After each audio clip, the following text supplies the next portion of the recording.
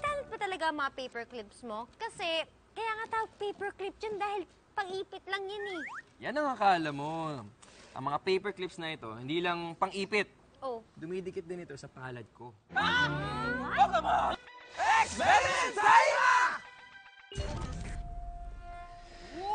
My powers. May power ka, ganon.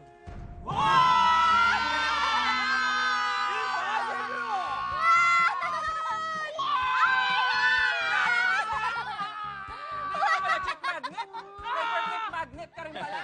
See?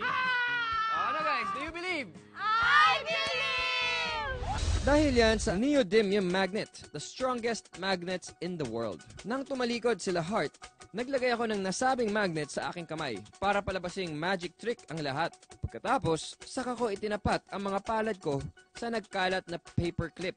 Tanong, bakit dumikit pa rin ang mga paperclip gayong may cover na sa mga kamay ko? Dahil nga itinuturing na pinakamalakas na magnet ang neodymium magnet. Kaya nakuha pa rin niyang padikitin ang mga paperclip na itinuturing ding magnet.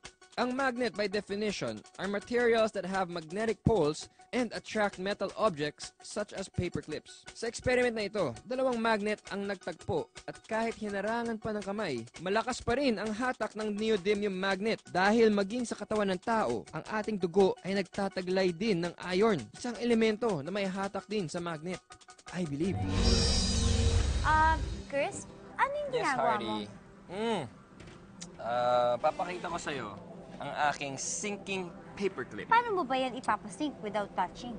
Ito. Watch, ha? Oh! Ano ginawa mo? Paano nangyari yun? Ito yung sikreto dyan. Liquid soap. Ganito lang yan. Didip natin yung ating sa pang paperclip sa liquid soap. And then, just like this,